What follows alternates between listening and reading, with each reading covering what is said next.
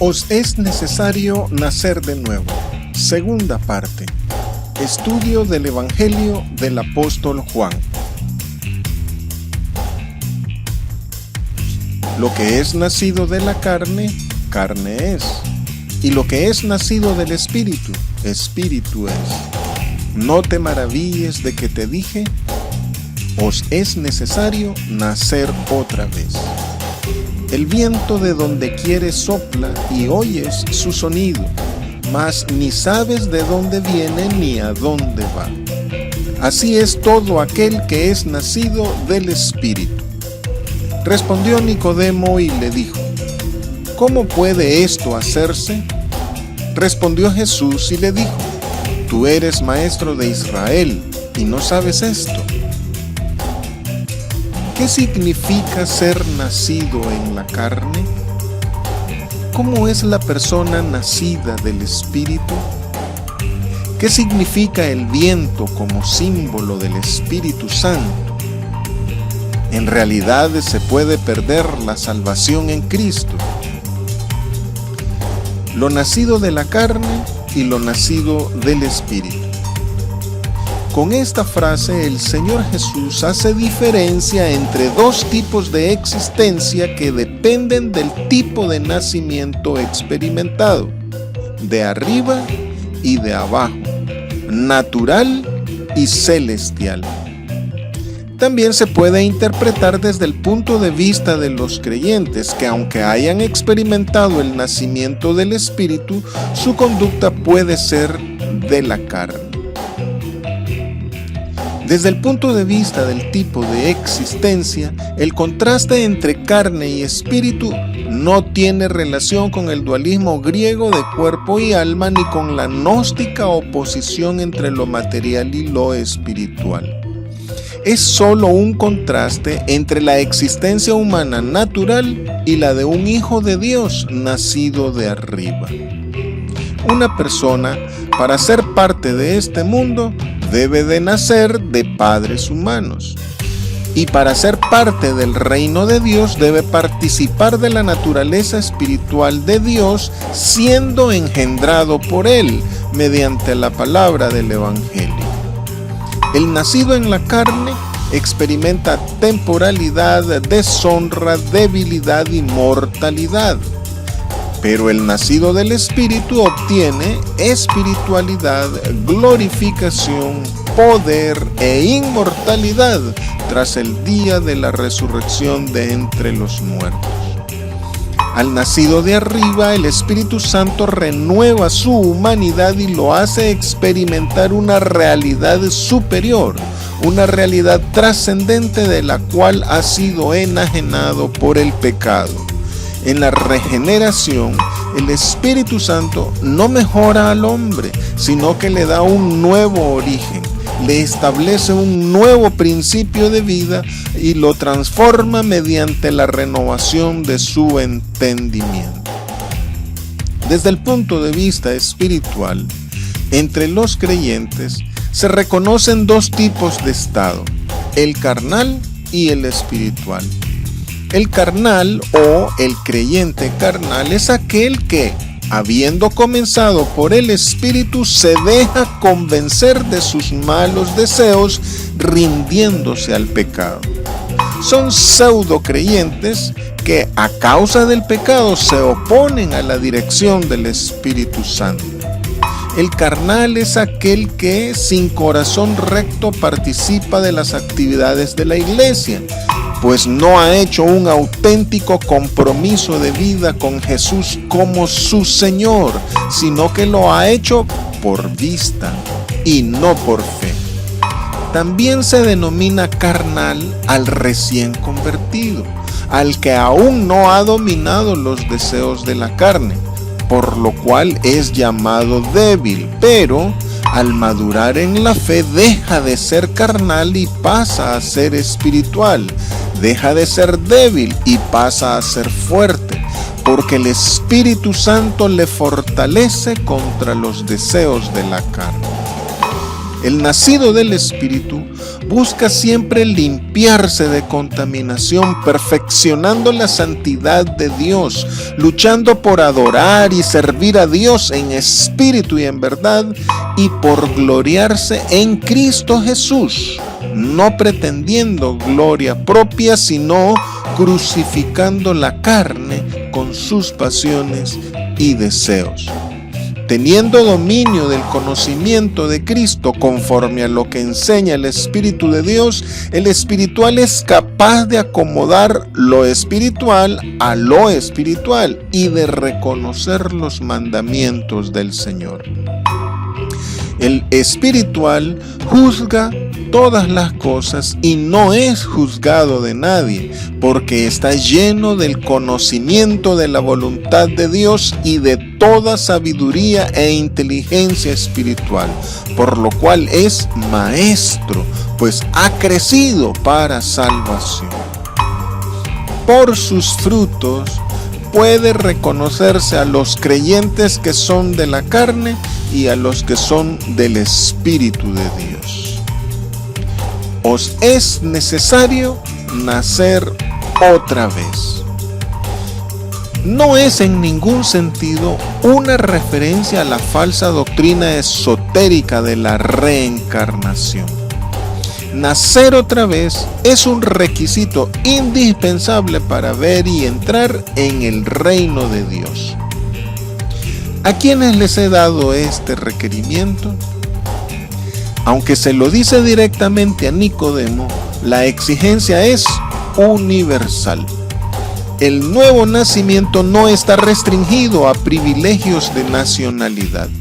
La Biblia dice que se proclama primero a Israel y después al griego, porque la salvación viene de los judíos, pero hay claras intenciones universales. La muerte sustitutiva de Cristo fue hecha por todos y cada uno de los seres humanos de todas las épocas. Los testigos de Jehová dicen que la salvación es solo para 144,000 sellados. Y los calvinistas dicen que es solo para los elegidos, pretendiendo reducir a Dios en su esfera de acción. Es imposible que un acto de tan sublime e infinito amor sea expresado solo para unos cuantos.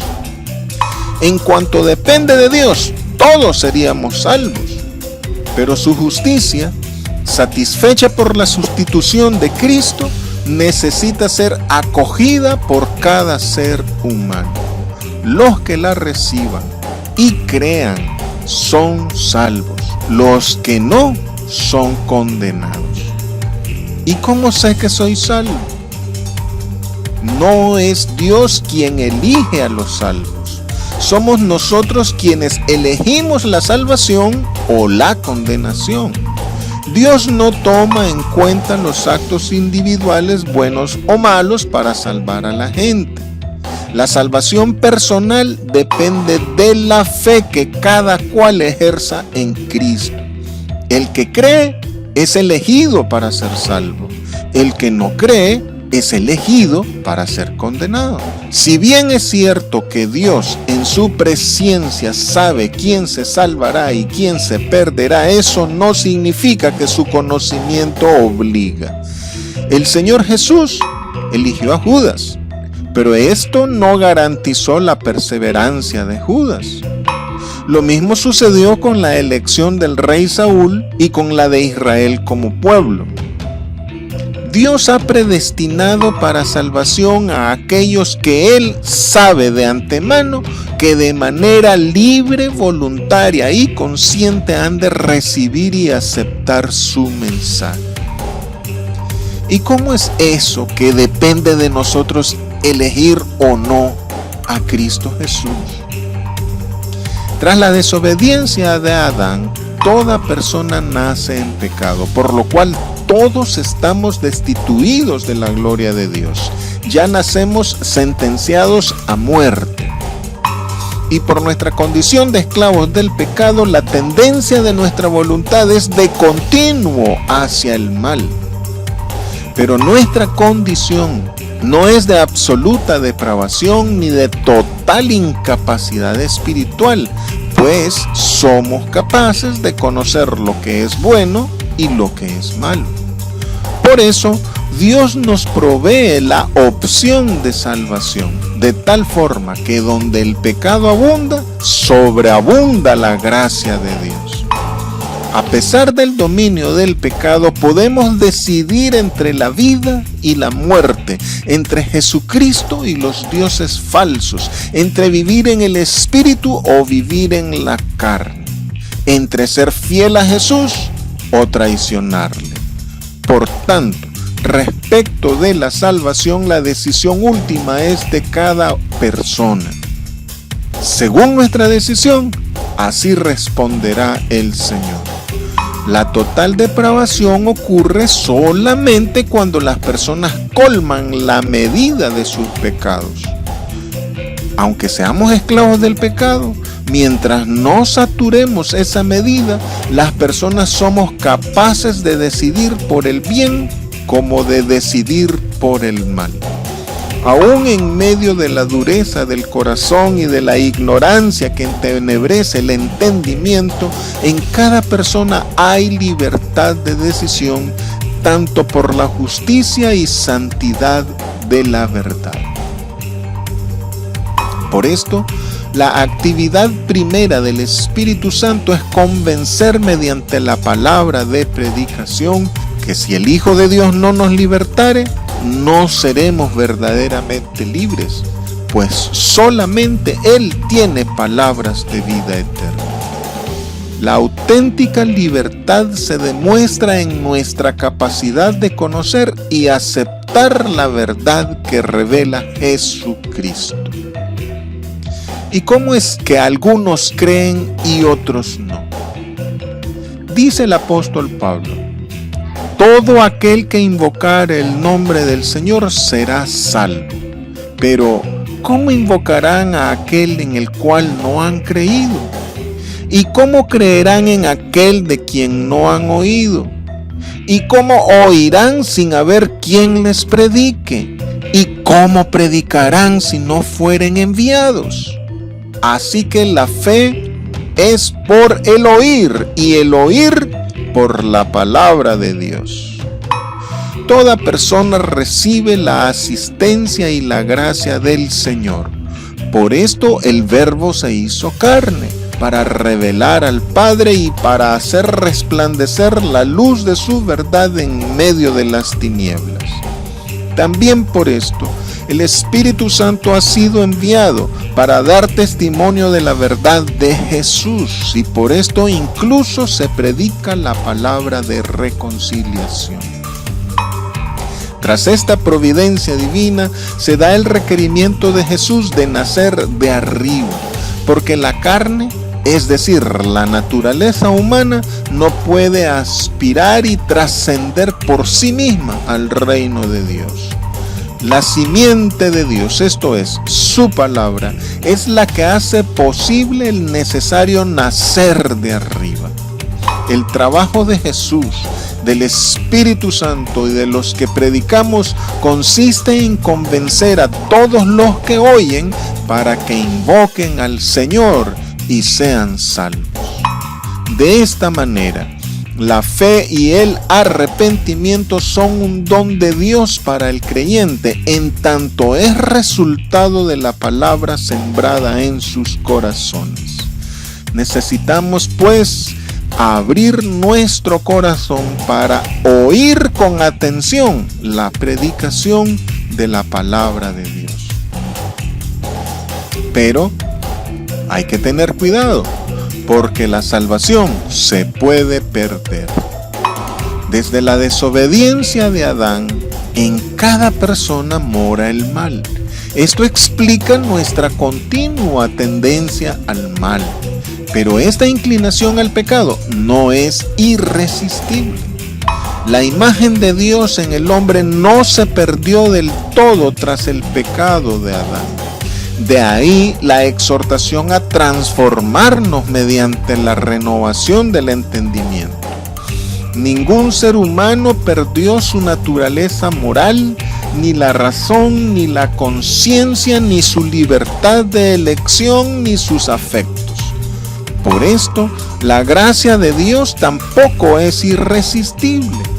A causa de la libertad de acción que Dios mismo concedió a todas y cada una de las personas al crearlas, podemos elegir obedecer a su verdad y después rechazarla.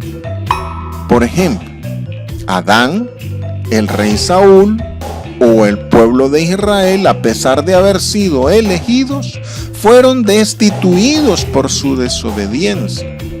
Luzbel fue humillado por su soberbia. La incredulidad fue la trampa de Judas Iscariote y la codicia fue el traspiés de Simón el mago. Primera de Corintios 15:2 conmina diciendo: si retenéis la palabra, sois salvos. Si no, creísteis en vano. Y Romanos 11:22 advierte que si no permanecemos en su bondad, seremos cortados. Y el apóstol Juan refrenda que el que no permanece en Cristo será echado fuera al fuego. El Señor Jesús advirtió a la iglesia de Éfeso y a nosotros hoy sobre la posibilidad de quitar nuestro candelero de su lugar, y a la iglesia de Sardis de borrar nuestro nombre del libro de la vida. Es pues que la salvación se puede perder. Por tanto, la perseverancia de los santos depende del continuo y diario ejercicio de fe de cada cual. Ciertamente Dios no deja a sus hijos por cuenta y riesgo propio. Nadie nos arrebata de su mano. Él perfecciona su obra de salvación en nosotros y poderoso es Él para guardarnos sin caída hasta el día del Señor.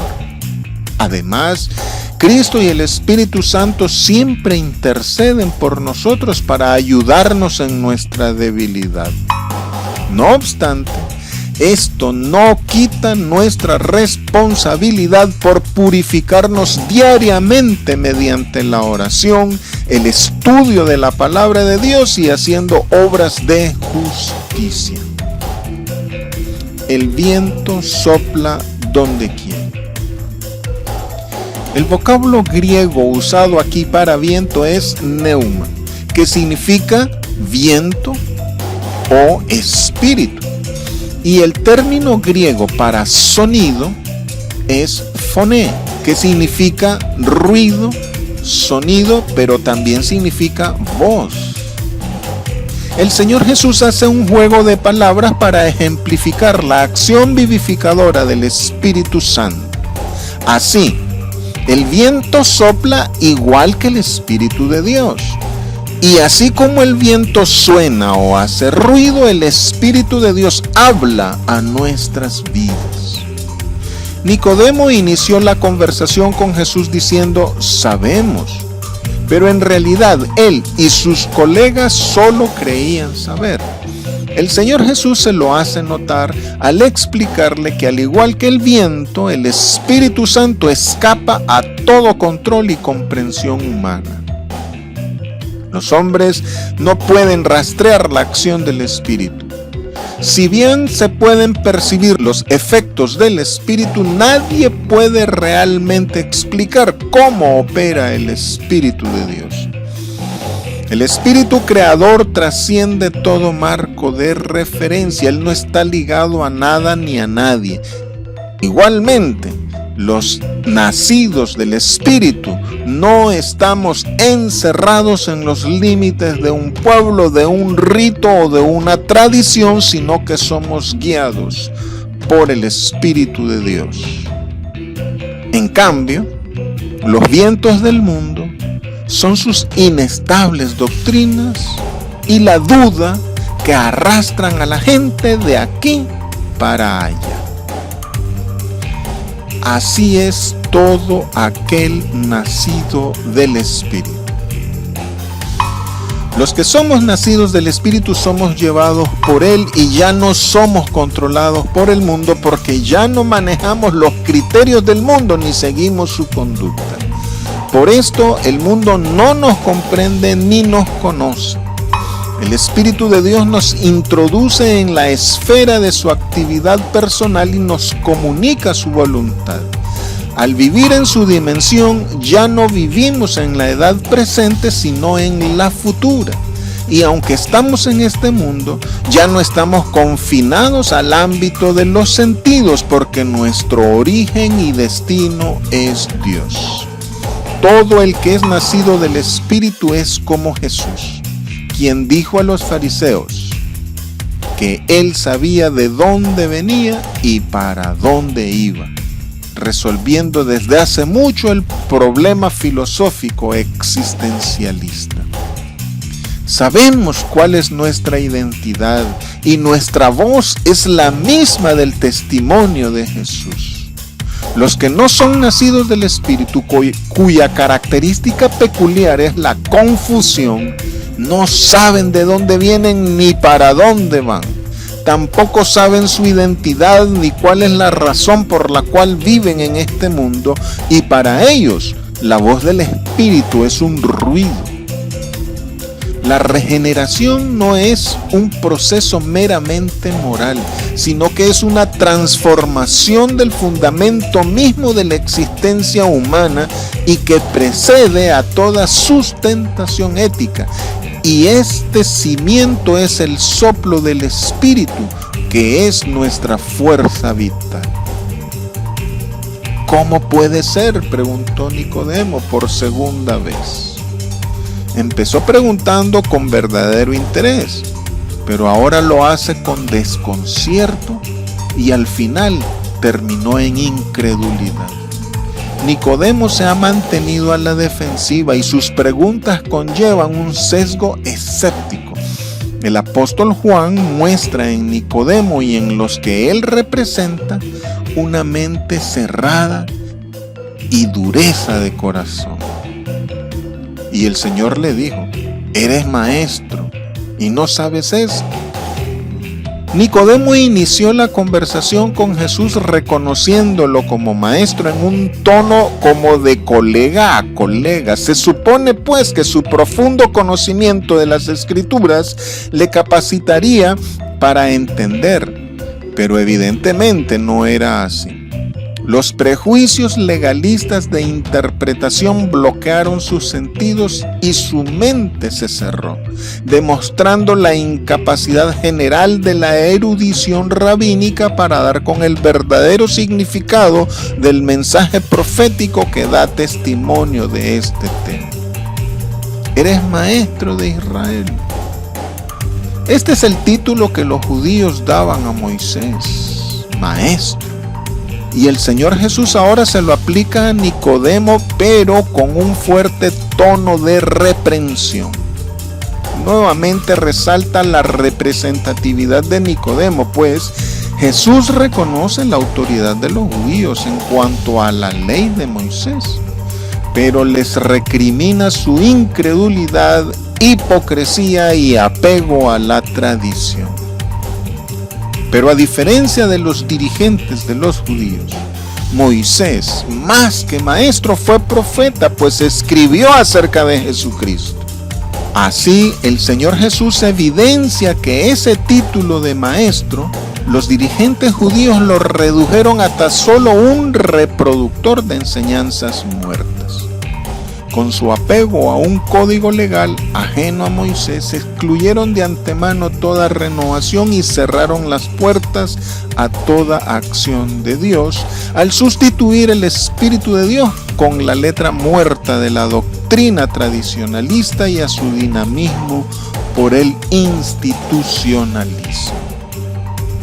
Abramos nuestro corazón al mensaje del Señor para que nuestro oír por la palabra de Dios despierte en nosotros la fe y podamos invocar el nombre del Señor para ser salvos y nazcamos de arriba y seamos dirigidos por el Espíritu de Dios y vivamos en el Espíritu y no en la carne.